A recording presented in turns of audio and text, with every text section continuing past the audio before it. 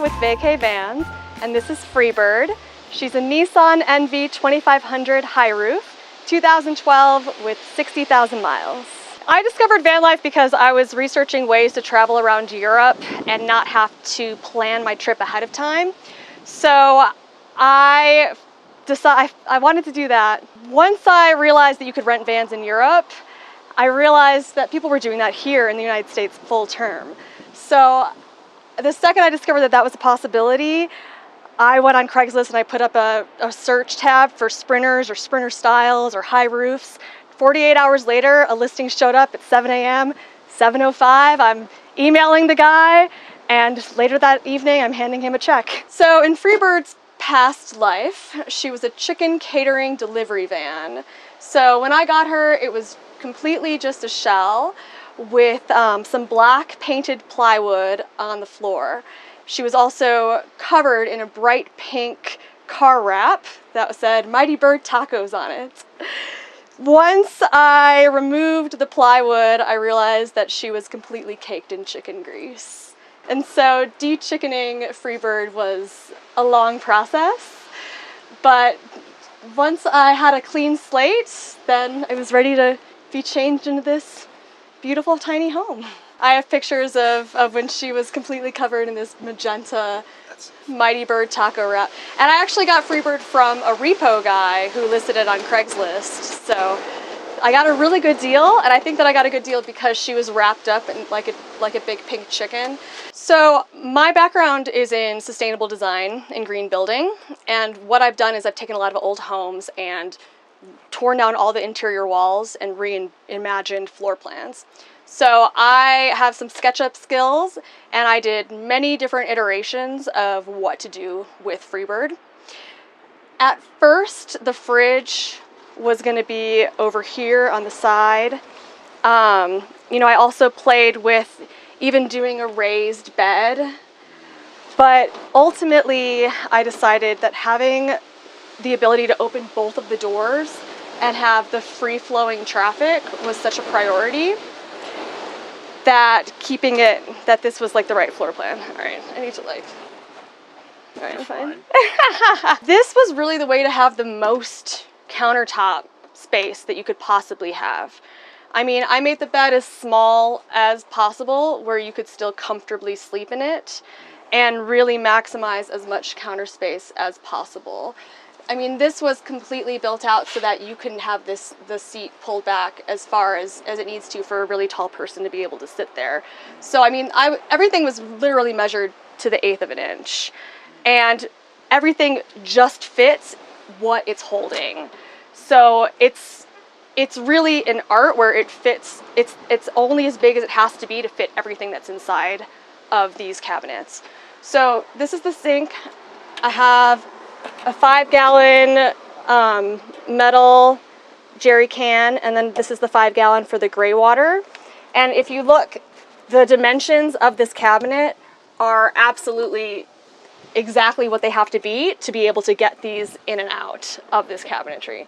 And it's just as high as it could be as well. This window had to be cut out exactly here because of the way that the Nissan is from the exterior.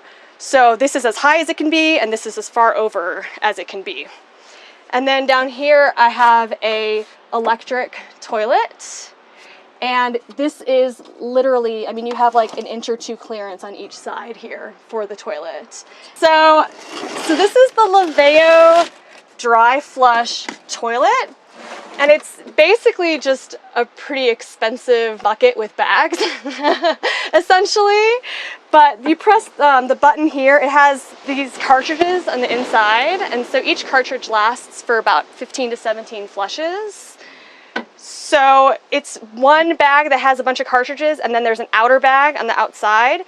And once the cartridge is done, you just take the outer bag and you throw it away, and everything is sealed up, and it is just like so low maintenance. There's no water, there's no chemicals, you don't have to do anything. And I mean, it's kind of amazing. So I went with the Laveo dry flush toilet, which was $600 from Home Depot.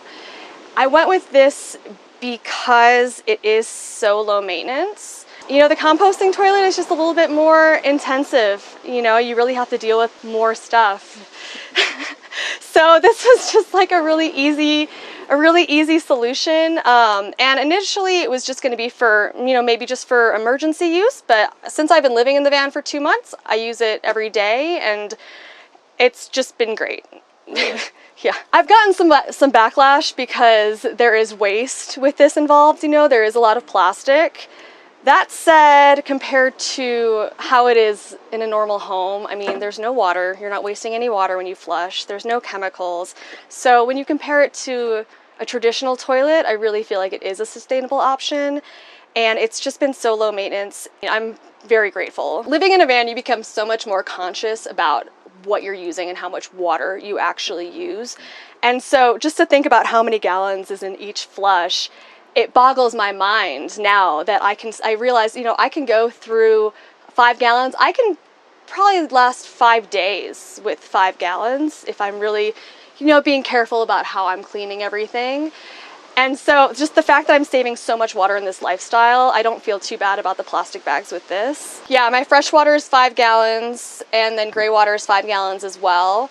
Initially, I was going to have a shower head attached, but 5 gallons is like a 2-minute shower, maybe. So once I realized that, I mean, honestly, at first, when I first went through the 5 gallons, it took me like 2 or 3 days, and I went through that 5 gallons like that.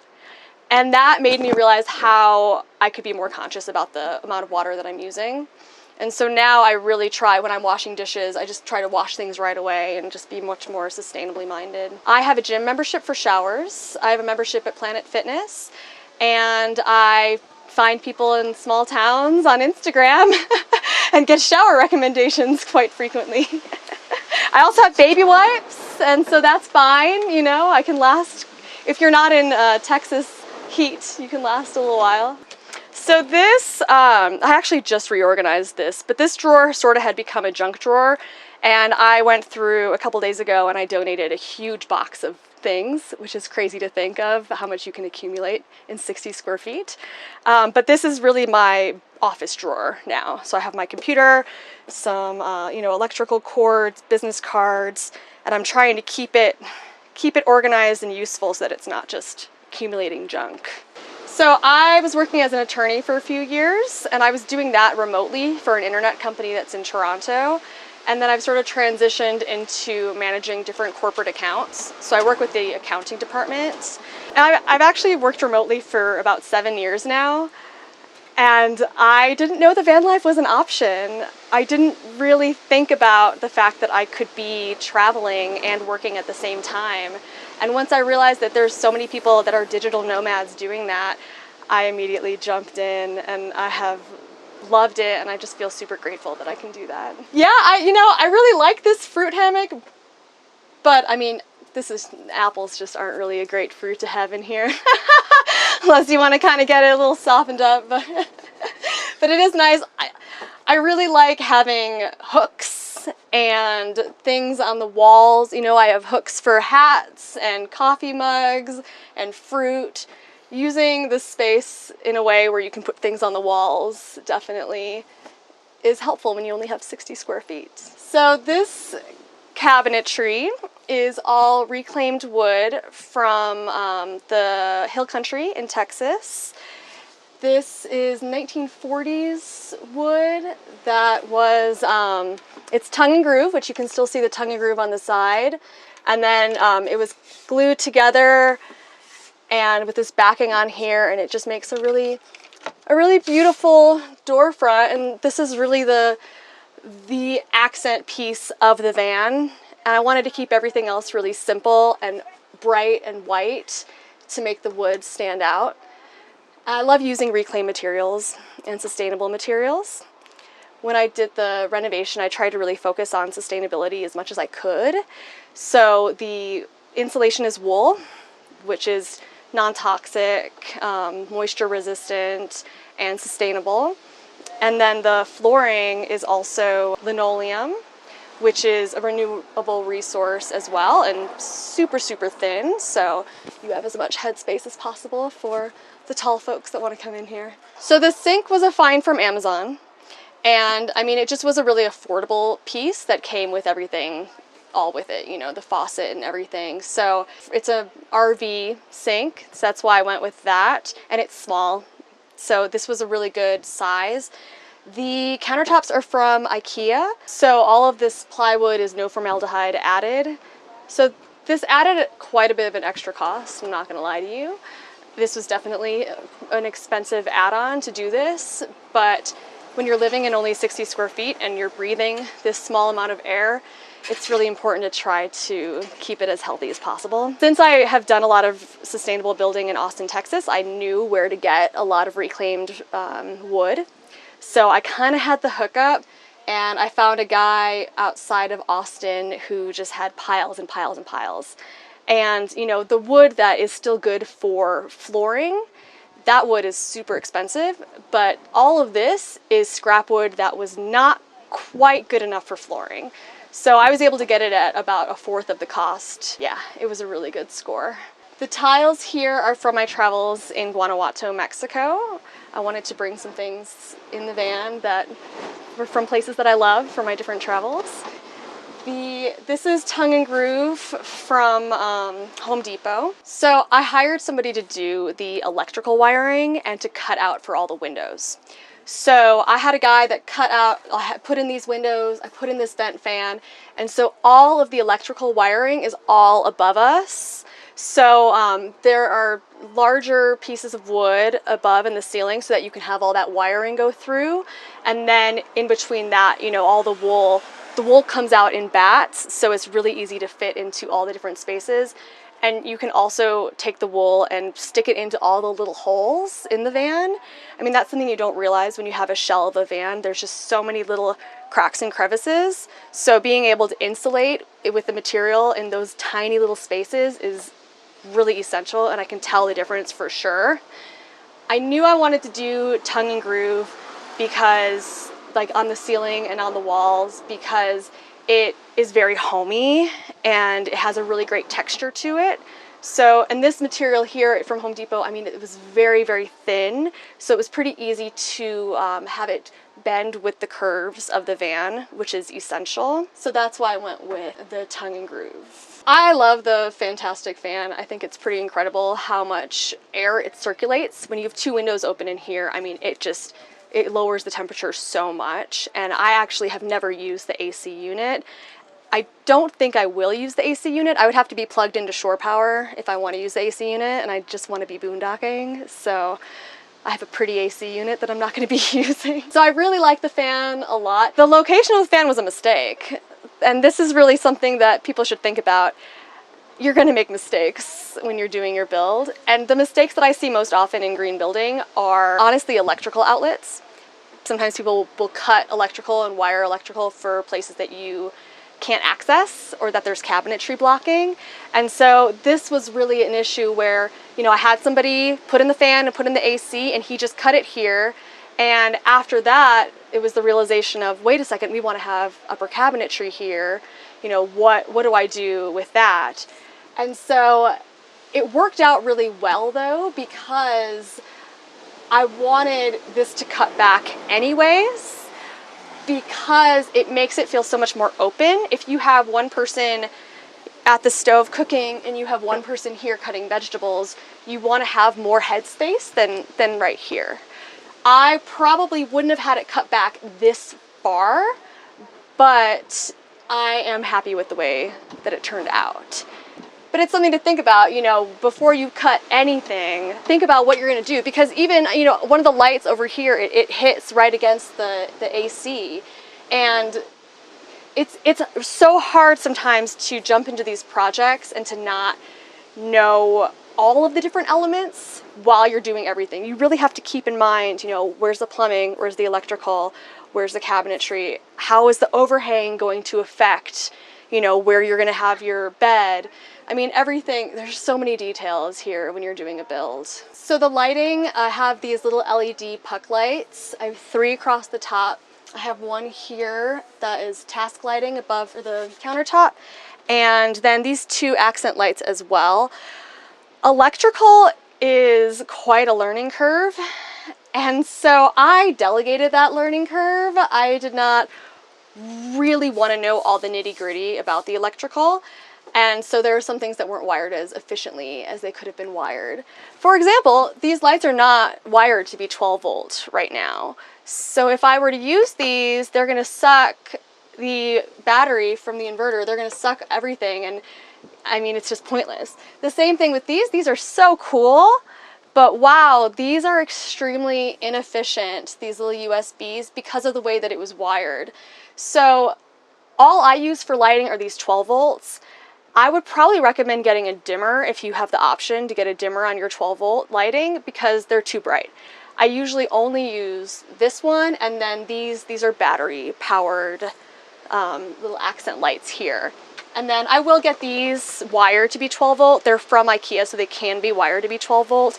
And then these will be really nice because this is just a strip light back here. But I actually never use those lights, really. It's a little too much. So I have a 4,000 watt Ames inverter and then another battery. And so that all runs off of the main battery, you know, when I'm running the car.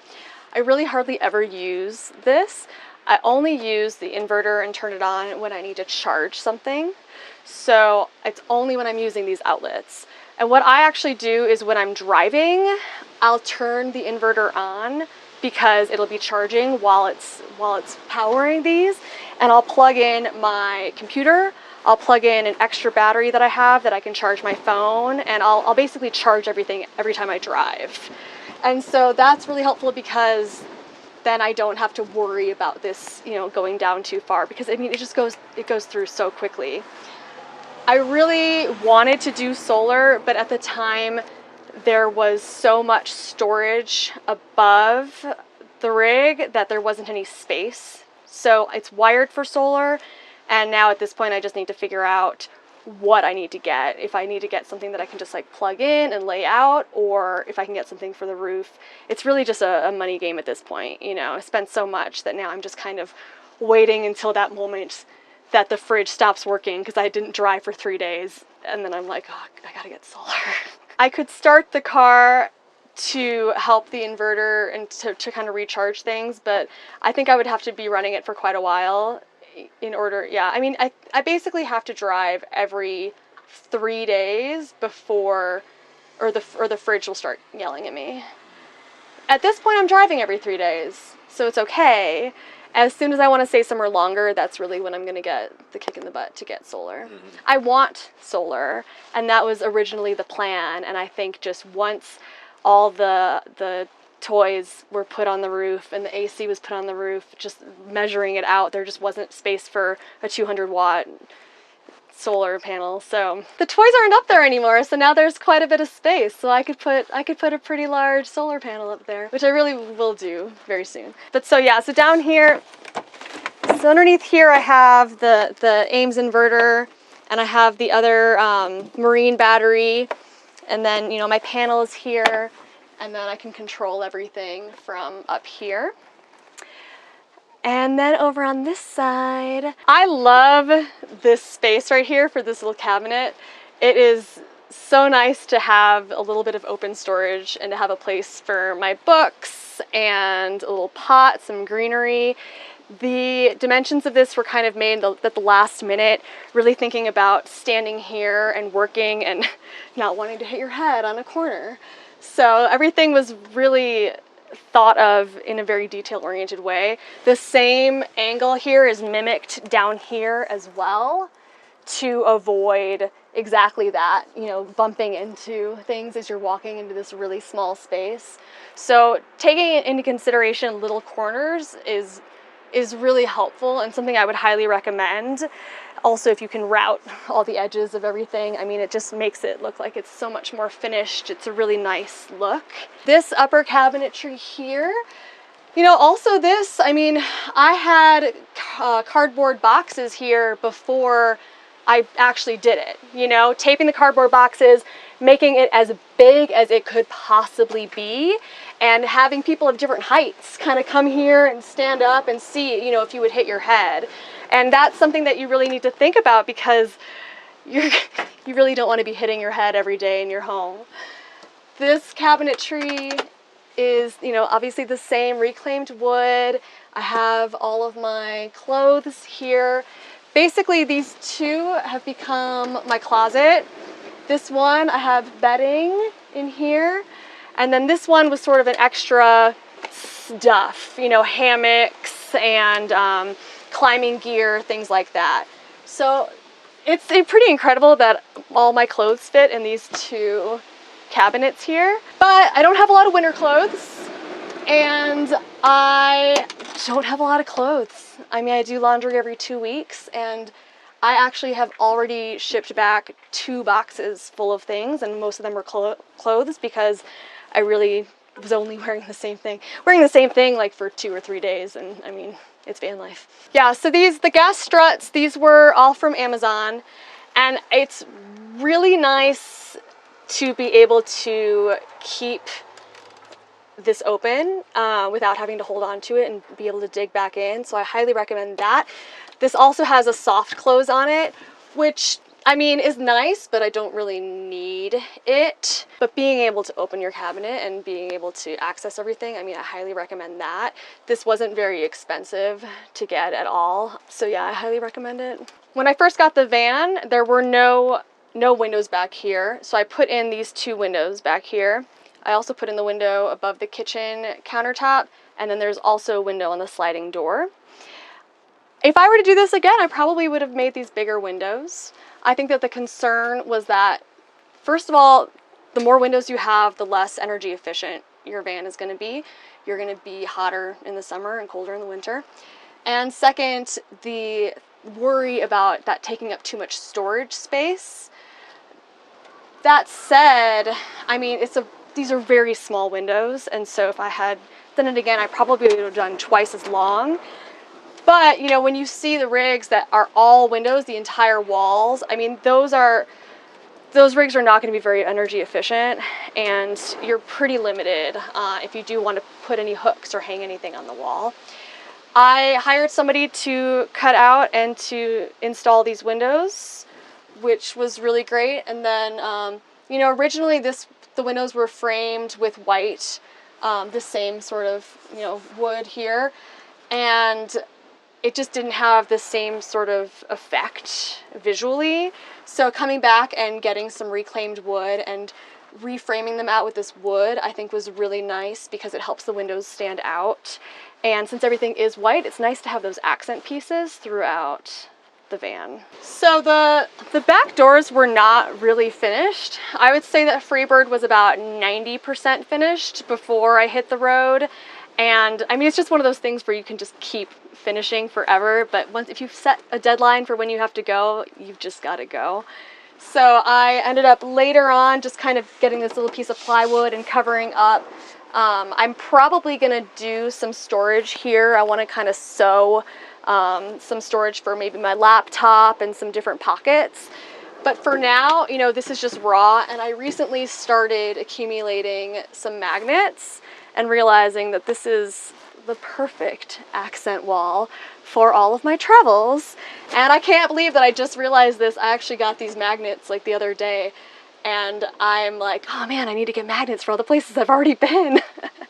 But I'm really excited to see how this progresses, because I want to keep Freebird really clean, but I want there still to be some character. So I'm excited to have this be a little accent wall and have some design back here. I think my favorite thing is going up to some camp spot in the middle of nowhere and opening up these back doors, because all of a sudden you're outside. You know, your 60 square feet feels like, you know, it feels like the whole world, really. And I didn't anticipate this, but Freebird has become the after party spot with all the van people, because a lot of people don't have 2 access points throughout their van.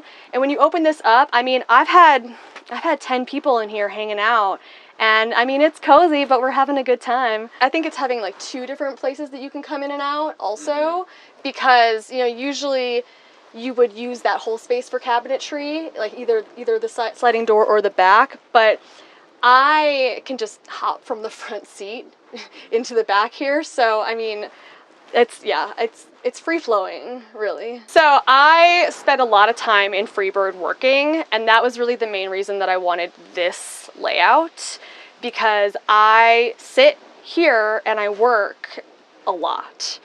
And so I have one of these back pieces here is the table, and I have two places that I can put the table. I can either put it here, in which case this area could be used as a little lounge seat, or I can put the table here so that I have more space, you know, to walk back and forth.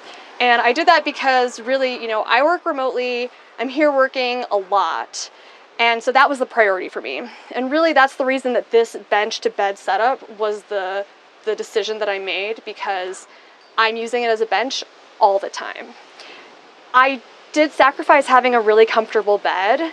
The cushions are 3-inch latex, and I went with latex because it is also a non-toxic chemical. There's a lot of chemicals in mattresses that we don't really think about, but once you start thinking about these things, you go down a rabbit hole and you get a latex mattress. It's a little uncomfortable, and so I have a 3-inch memory foam that I roll up underneath one of these cabinets here, and so I pull that out and I lay on top of that. So the 3-inch memory foam is really good for a seat, which I think is pretty important when you're using this as a seat a lot. And I've seen other people mimic this floor plan before and not think about the fact that these cushions have to be your seat and your bed. And I know some people that recently got 6-inch foam, and once they try to sit on 6 inches and lean back on it, I mean, you have this much space for your butt. So, I mean, that's something to think about. You know, you really want to have a deep, comfortable seat if you're going to be, you know, using it. I probably work in here 4 hours a day. It depends. I do work in coffee shops a lot. I like to go to local coffee shops and talk to baristas and, you know, get suggestions of places to go and places to boondock, for sure. I do spend a lot of time here on the computer, you know, working at the same time. So I'm pretty much always, if I'm in the van, I'm sitting here with my computer and the table. If you're gonna mimic this floor plan, number one, be conscious of how thick your cushions are so that you have enough space to have a comfortable seat. And then also try to make your bed as large as you possibly can. At the last minute, this lower bench seat was cut back a few inches because of concerns about having larger storage, like a bike or something that you would want to put back here. The problem with that is that this seat's probably 5'8" by 5'9" or 5'10". So if you're 6 feet tall, this is not going to be a comfortable bed for you at all. So make sure that you make this bed as large as you possibly can. I would have had this go all the way to the door, in which case, when this is a lounge, you can lean back against the back doors here and really make it like much more of a cozy couch lounge situation. Honestly, even the bed is small for me because yeah, I'm 5'2", but like if you sleep with your arms up, I mean, you really want to make your bed as big as possible. A lot of people ask me about this incline on the seat, and this is just because it's really for ergonomic purposes. This is I want to say this was a 3-inch incline, 3-inch piece right here. And so if you look at any bench seating, they all have the same little, maybe 15-degree incline, and it makes a huge difference. I know it seems like a small thing, but it really makes you feel so much more comfortable when you have this natural ergonomic incline here. So this might seem like something you could cut out, but I really recommend doing it. So I'll set this up like a little U shape with a table, because that's like a pretty cool option. I have the table pole here. I got this from Amazon, and I also got the bases from Amazon as well. Super affordable. So you just knock down these little hinged pieces here and make this flat, and then these back pieces go like that. A lot of people asked me why this is doubled up. And this is doubled up because then you can have 4 back pieces because everything is plug and play. So each of these is like the backrest and they fit in the middle. I did the cushions. I have some sewing experience and I made the cushions a little bit bigger than they needed to be so that you had to kind of make it real snug to avoid having the cracks in the middle here. So that you can have somebody chilling here, relaxing, and then, you know, here working. So you have this U shape and it's so much more space. I'm not a creature of habit, so I really switch this up a lot. I mean, sometimes I will just make this portion the bed and I'll sleep this way. Sometimes I will make the whole bed and I'll sleep in the other direction. So it really depends on how I'm feeling and how much stuff I have hanging around that I need to move aside. But so the sleeping is pretty unpredictable. That changes a lot. But every day I make this into the bench because I like having the openness. I always have the back doors open and I always have the table set up somewhere. Usually I have the table set up in the back because then it's out of the way. This was in case, you know, I had pets or more people here that were chilling, and so that this could be an extra counter if I wanted to use it when I'm cooking. But I actually don't need that because I actually have a pretty decent amount of counter space. So I don't keep the table here this often, but it's nice to have this as an option. But yeah, I would have to like kind of twist it if I want to be moving around. So typically the table is back there, but this is nice in case somebody wants to take a nap. I painted everything white. And if I were to go back, I would probably maybe do like a white wash on the wood instead of painting all the wood white, because I mean, it really does get dirty very quickly. You may not be able to see it in a video or in a picture, but when you're in it, you see it. So this is an option where you can have half of this set up like a bed and then half of this set up like a little dinette area. But really, if you want to sleep comfortably, you're going to want to make this whole thing into a bed. So then these back pieces here also go in the middle, just like the other two. Sunburn.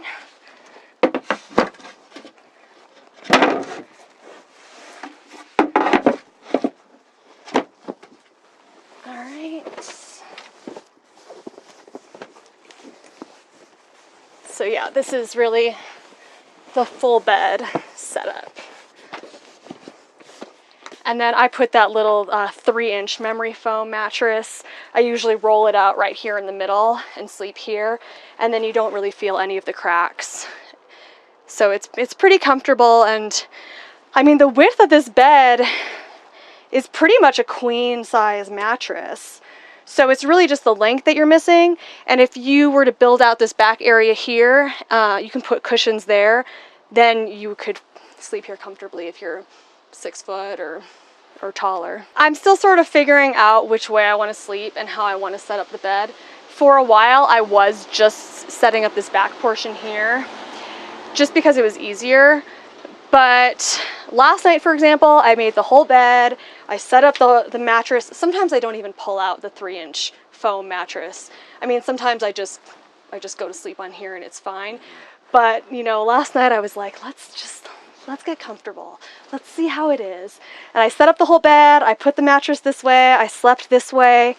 And it was like one of the best night sleeps I've had in a while. So I think I need to just bite the bullet every night and just make the whole bed and do that, because sleep's very important. I know a lot of people who have the same size rigs and they have full mattresses that are these really thick, lush mattresses that they keep all the time. And I am getting more and more envious of those people as I'm traveling, but they don't have a really comfortable place to sit in here.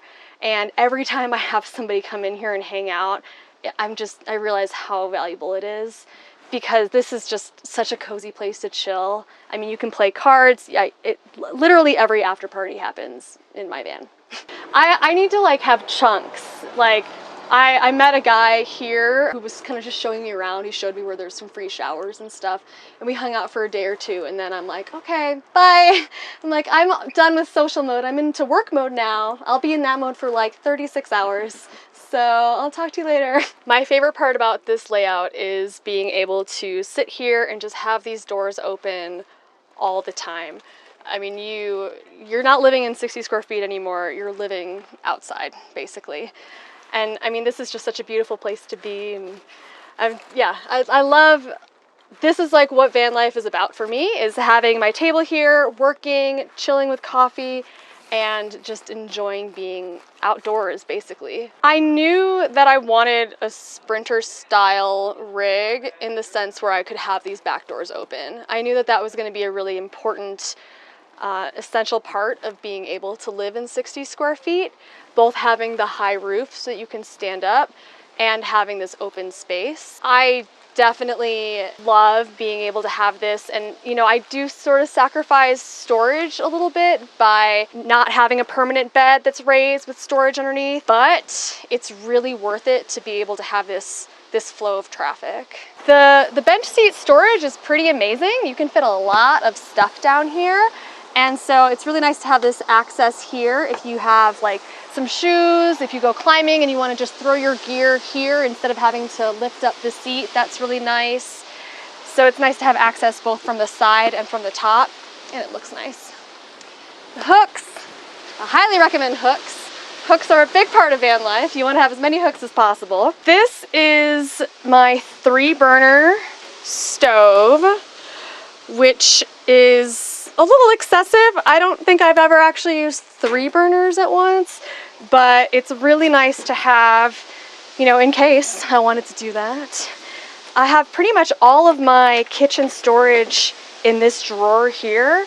Once you live in a van, you realize that you don't really need more than 1 fork, maybe 2 in case you have company, you know, 2 bowls, 2 plates, 2 forks, and you're good to go. I've got 1 coffee cup and I'm fine. Since I moved the fridge up here in between the 2 front seats, I was able to have a really great place to have trash.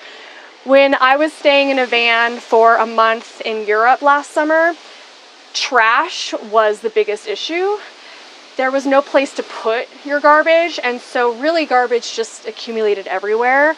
You know, underneath the bed, along by the door. And so that was something I really wanted to be aware of. So I have dedicated trash and dedicated recycling. There's no recycling in Mammoth where I am, so that one's full. And then if you look, I mean, this cabinet was built exactly for these pull-out units. There's 1/8 of an inch of clearance on each side and above. So this was really made as small as it possibly could be to fit the purpose of the trash and recycling. So when I'm cooking, what I typically do is I will raise up this counter here, and this is really all the space that I need. This is awesome. I spent a long time figuring out how small I could make this door opening. And so this is just about 24 inches, and it's a little tight, but it's just for ingress and egress, so it's fine, you know. So this is pretty big, and I definitely cut this down, but it works fine, and it's a great use of space. For the 3-burner stove, I have a propane tank here. It's underneath this seat, and I have one of the smallest little propane tanks that you can get, and honestly, it's already lasted me for 10 weeks. And I make coffee every morning, I boil rice, I make egg salad. I mean, I've been using it. So propane's kind of amazing. Since living in the van, I cook in here pretty much 80% of my meals, maybe even 85% of my meals. I have sort of made a mental list of about 6 or 7 different dishes that I can make and save over a week. So I will go to the store and I'll buy, you know, a bunch of things to make a fruit salad for breakfast that I could eat on for a week, you know, a meal for lunch and a meal for dinner, and I'll just cook everything at once. And then I have more to-go containers than, you know, I probably should in the van, but I really keep them full all the time because I just knock out my meals for the week Really the only times that I go to restaurants, I go to coffee shops a lot for working, so I always end up buying something there. But honestly, every time I buy something there, I'm like, why did I buy this? You know, I'm eating a muffin and I'm like, oh, I could be having like this healthy broccoli salad I have in the van. So I really don't eat out that often unless a place is really highly recommended, or, you know, if I meet some people on the road and we go out to dinner. But mainly when it comes to eating and drinking, I buy coffee and I'll get beers with people that I meet. I do that a lot. I love this kitchen setup. I am super happy with this kitchen setup. I mean, if you think about it, I have everything that I need. Realizing that you don't need a lot of kitchen stuff, you can fit most of your kitchen stuff in one drawer, you know? I mean, I have a hook here for a coffee mug, and I was thinking about getting more hooks for, you know, pots and pans, but everything just fits right in here. This is a really deep drawer, so I'm happy with that. I love being able to sit here or stand here and cook, have my coffee, have my water boiling, and have this door open so that I can enjoy the view and, you know, see outside. I put in this window here because of that reason. It's really nice to have a high window at night. You know, I can leave that open and not worry about someone being able to see in because I'm just so much higher. And then during the day, it's at eye level. So if it is cold outside or raining, I still have some light coming in. It's really nice to have light in your kitchen where you're cooking. And so having this window too, I mean, this is really nice task lighting, just the natural light that comes out here. You know, if you think about it, people always have under cabinet lights, and that's really the reason, is because you want to have this light for anything that you're doing. One huge score is this upper cabinetry here. This is kind of insane, like how deep this cabinetry goes. This whole thing was ripped out, and I'm so grateful that I decided to do that, because capturing this space for storage is amazing. I mean, it's really deep. I've got camera gear, sleeping bag. These are all my window coverings. So this is the stuff that I use every day. And I like that this is a little bit lower than the other cabinetry there since I'm short. I can pretty easily access this. So it's like the convenient go-to. And then what I decided to do was have this cabinet hinge this way so that I could have a little makeshift vanity. So all of a sudden my kitchen turns into a little bathroom setup, which is really nice. So, you know, I can kind of feel like I'm in a home, you know, brushing my teeth and washing my face and accessing everything. I've all, you know, toiletries and stuff here, everything for when I shower, and, you know, cleaning supplies. So it's funny how the little things make such a big difference. But this, I mean, seriously, being able to kind of brush my teeth and feel like I'm in a regular bathroom and getting ready is invaluable. So just making that little change was a pretty big difference. Yeah, I was like, oh, this needs to do this. Because, you know, because I'm very much like thinking about how is this going to work? Like, I'm going to wake up and I'm going to stand here and I'm going to do this. Where's my toothbrush? Where's this? You know, because you want everything to be reachable and easy in this sort of situation, especially if you're building a home out of nothing, you know? So I really did a walkthrough of, I'm at the sink, what do I do? You know, and that was when I had the idea to turn this into a little storage area for the bathroom stuff. Another eureka moment was realizing that the fridge could go in between these two front seats. I decided to rip off the armrests here. The fridge is basically the same height as the armrest, so you still have that armrest if you really need it.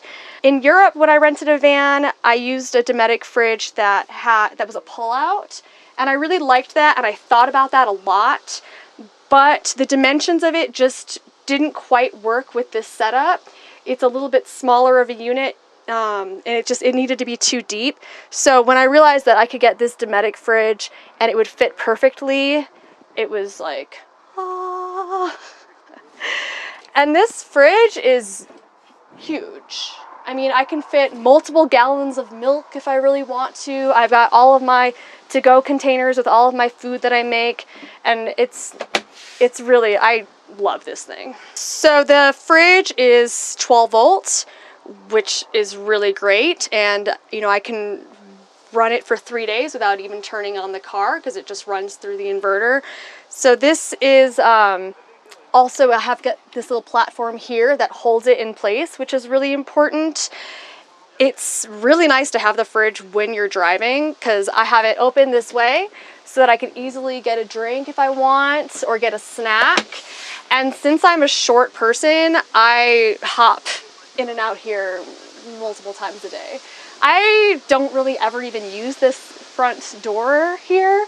I just hop back here because I keep all my stuff back here, so I just hop in and out. And that's actually, you know, when people talk about a van versus a trailer, I would be a mess in a trailer because I kind of just leave stuff all over the place, and I would be in my front, you know, truck, and I'd think, oh crap, my purse is in the trailer. Oh crap, this is in the truck, you know? And so being able to have everything in one space is essential for me. Super convenient. So I made these curtains, and what I decided to do is this is a pretty fabric, and then on the other side I have a thermal fabric. And the difference when this is open and closed is night and day. I highly recommend getting some thermal curtains, even if you do cover them with something else, if you have like a different design, because it makes a huge difference, like, you know, 10-15 degree difference. I mean, I'll open this and it'll be hot up in the front here, but in the back it's completely comfortable. And I also did that with all of the window coverings as well. Anytime you have glass, you're gonna lose a lot of heat. And so the window coverings that I made are the same material here. And then inside here, they have the thermal curtains, and then I have Reflectix on the other side as well. Yeah, I made these, and these all fit perfectly in the frames so that, you know, I can just kind of stick them up and they fit in all of the window frames perfectly. And it helps me be stealth. Nobody knows that I'm in here. I can have all of the lights on in here and nobody has any idea. There's some space here. Since I am short, it's really nice that I have some space between the driver's seat and this cabinet here. You know, I had the cabinet where it is in case someone really tall is driving. So that's why it didn't go all the way over. And it's fine because I can use this space for storage. So I have a little container for all of my shoes that I stick back here. And I can also put, you know, an extra jug of water or two there. It's really convenient. So that's nice and out of the way. Driving Freebird has been a little bit of an adjustment for me. I have only driven really small vehicles before, and all of a sudden driving a van, and a van with a pretty big truck nose, has been an interesting experience. But you know what? I just have gotten really used to making 10-point turns and not being shy about it. So it's fine at this point. Like, I'm always stepping out and kind of checking things, and as I drive more and more, I'll become more comfortable and have a better idea. And I probably will get a backup camera at some point too. I think that's a good purchase. Freebird gets 14.5 miles per gallon. You know, I've got a lot of wood in here. There's a lot of cabinetry, and it's my home. So I have had some people have a reaction thinking that that's really good, and some people having a reaction that that's really bad.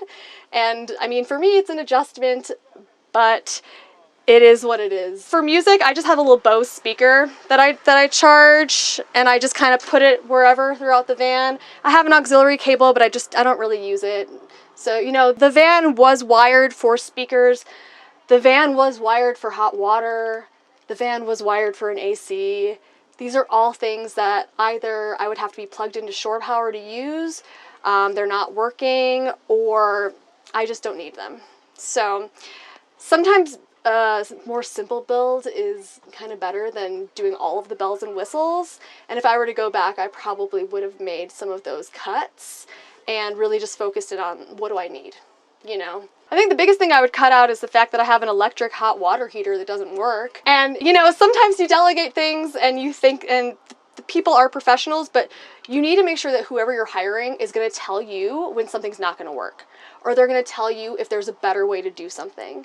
Because you know, maybe the goal is to be able to charge your phone through USB. Like, oh, that's really cool. But if that's going to drain the battery, then I want to be told about that, you know? And I'm like, well, why did you do it that way to this guy? And he's like, oh, Justin wanted that. I'm like, but why didn't you tell him it wasn't gonna work? I'm like, so yeah, so I have like all these things that don't work, that are expensive. Yeah, lessons learned. I didn't think that I'd be able to live without hot water, to be honest. That was kind of the one thing that I wanted, was to be able to wash my dishes with hot water. And now I don't care at all. I think that if you're cooking with a lot of bacon, you probably want hot water because grease is gonna go everywhere.